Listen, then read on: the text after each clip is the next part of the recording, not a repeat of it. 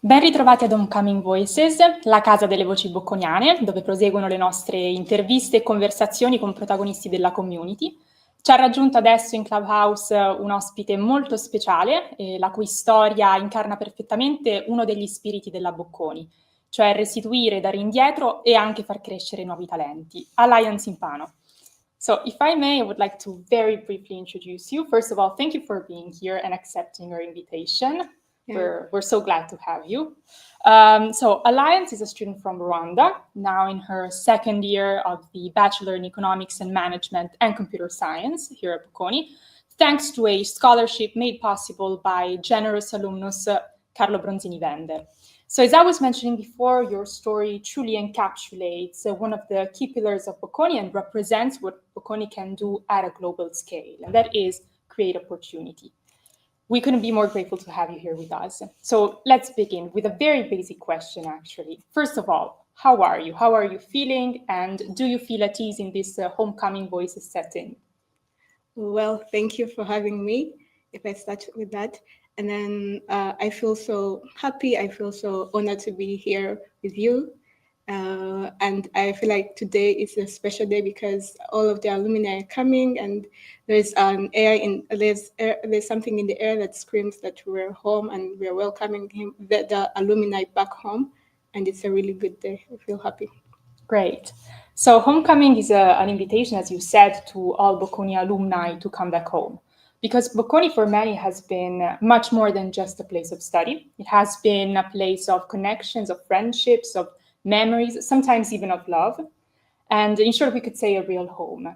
So first of all, do you share this vision of the university, and do you feel part of the community, and has Bocconi already begun to feel like a home to you as well?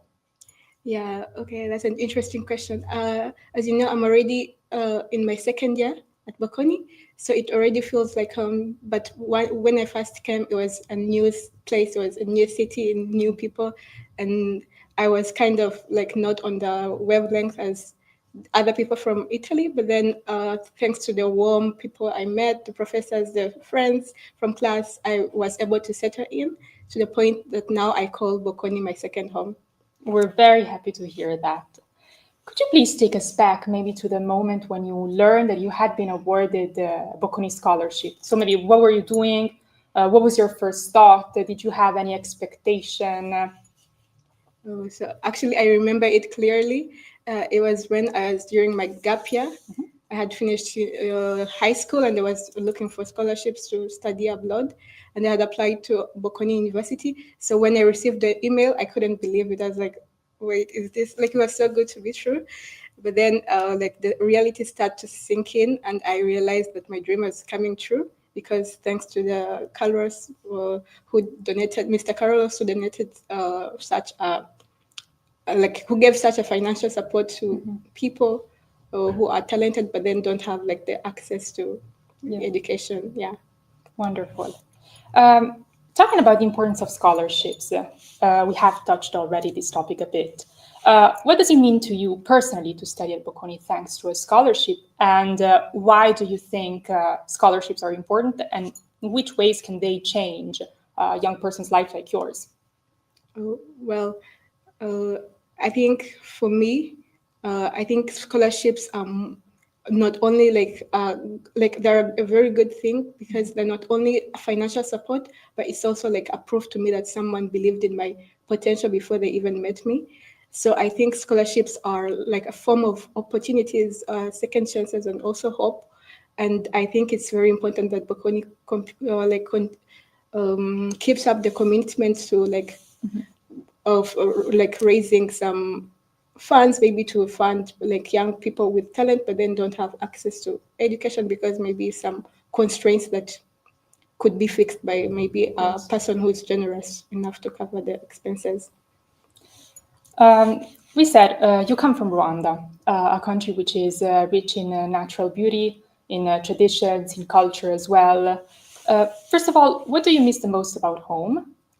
I think what I miss most about home is the warmth. And the warmth is not about the weather, it's mostly about the people. Mm-hmm. I think like where I come from, people like the community I come from is where like people are always looking out for each other. I think Milan is kind of different because it's a very like busy city. Everyone is kind of busy, but then I managed to find some like warmth from little things I do, like maybe hanging out with friends, sharing food, some music, and also like maybe walking around campus. And on a sunny day, that brings warmth to me and reminds me of home. That's wonderful to hear. So we've spoken about your memories of Rwanda, which took us to the past. We've spoken about your current experience here at Bocconi, which is something that reflects the present. There is only one dimension missing in our conversation, and that is the future. So how do you imagine it? If you close your eyes and maybe picture yourself, let's say, 5 years from now, what do you see? And also another thing, would you like one day to maybe go back to Rwanda and put into practice what you've learned here? Yes, I envision myself as in 5 years, like working on projects that make an impact, because I'm going to continuously learn and grow both personally and professionally.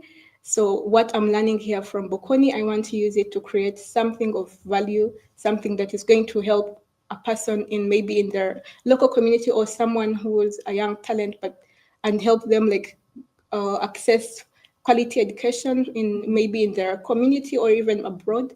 So that's what I really want to do, something that creates value and gives back to my community. I see. So these days we're learning many things, the importance of connections, the importance of people, the importance of words as well. So my question is, if you could speak directly to the generous alumnus that made your scholarship possible, we mentioned him before, Carlo Bronzini Vender, what would you say to him today? I'd simply say thank you, because being here has made me realize that only people who believe in education can have their doors to different paths of lives open. So I think I'd say thank you for creating that possibility for me to have better education here at Bocconi University specifically. And I also would assure him that his generous heart will create a ripple effect in a way that I also want to, like, maybe in the future be a successful alumni, and also like help like young people like access education here at Bocconi easily. That really, I think, represent one of the pillars and the meanings of scholarships. So your words are truly heartwarming, and your story in general. Thank you for sharing that with us. Now, before closing, I think we can wrap up with a short series of quick questions. So for each question, I will provide you with 2 options of answers, or ask you to answer with just few words. The only condition is for you to answer, let's say, instinctively. So not think about it too much. Okay, we can try. So 3 words to describe Bocconi. I'd say inspiring, and then charismatic, I don't know, and then innovative. Great choices. Yeah. Your favorite spot on our campus? I'd say the Good Cafe. Yeah, it's a good place to hang out, to study everything. Yeah. I agree. Velodromo building or Leone building? Leone. Mathematics or statistics? Statistics. The future, more exciting or more challenging? More exciting, because there are a lot of possibilities and unknowns. Yeah, more exciting. Thank you very much. Grazie ancora ad Alliance per essere stata qui con noi. Grazie a tutti coloro che ci hanno seguito in diretta qui su YouTube. Vi lascio allora ufficialmente al prossimo appuntamento, la live del Future Talk alle ore 14 con Silvi Cular, Carlo Altomonte e Mario Nava. Grazie mille.